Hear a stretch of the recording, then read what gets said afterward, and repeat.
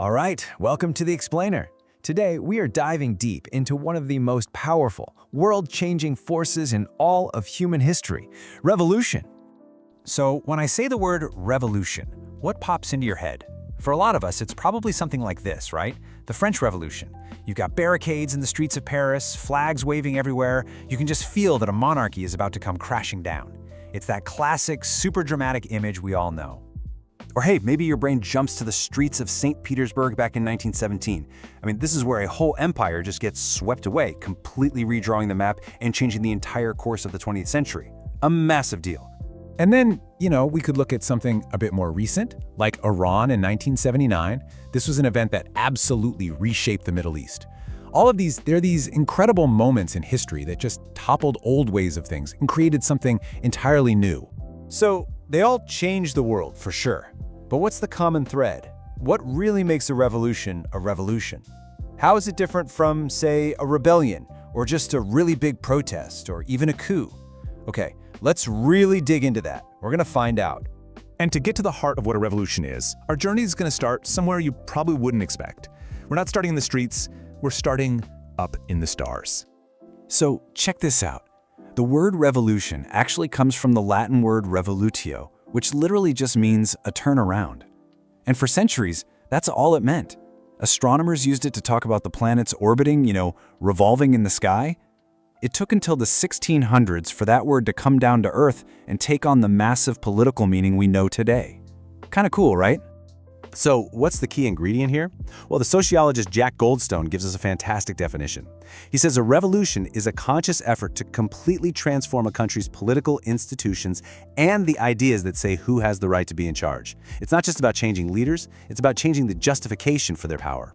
And it's got to involve huge numbers of people, mass mobilization, and actions that happen outside the normal rules, like massive protests or strikes. So yeah, it's not just a fight. It is a fundamental effort to change the entire rulebook. And this difference is absolutely critical. Think about it this way. A coup is just a top-down power grab.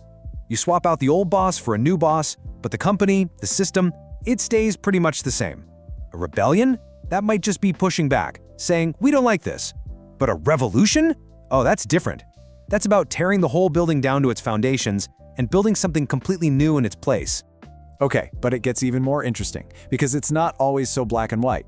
It turns out there's a whole spectrum of this stuff. Not all revolutions are created equal. The French thinker Alexis de Tocqueville pointed something really fascinating out. He said some revolutions are like explosions, sudden, violent, and over in a flash. But then there are others that are more like a slow, steady burn. These huge transformations that can take generations to actually play out. And another sociologist, Charles Tilly, he takes this idea and breaks it down even more. He gives us these really helpful categories so we can tell different types of conflict apart. And this is where we get the difference between, say, a coup and what he calls a great revolution. And these great revolutions, these are the big ones. The history book-making, world-changing events.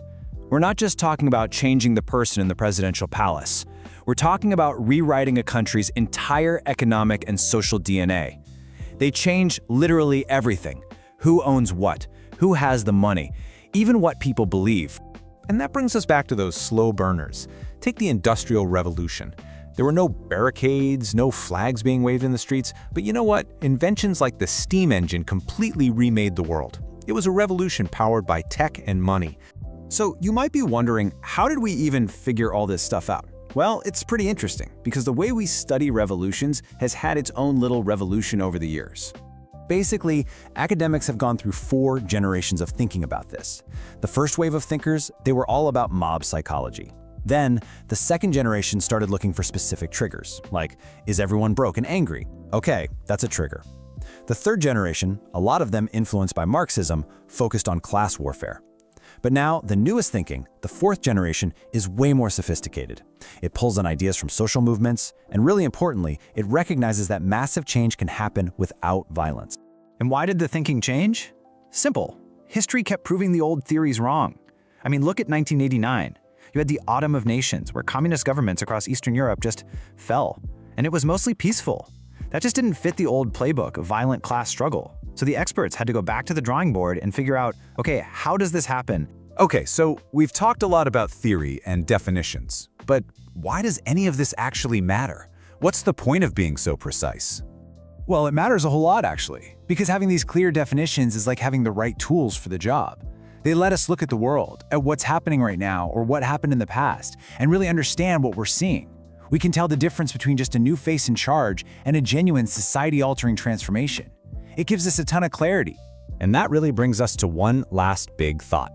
We live in an age of social media, of instant global connection. The way people organize and mobilize is changing faster than ever, right in front of us. So, what does that mean for the future? What will the revolutions of tomorrow even look like? It's a huge question, and definitely something to chew on.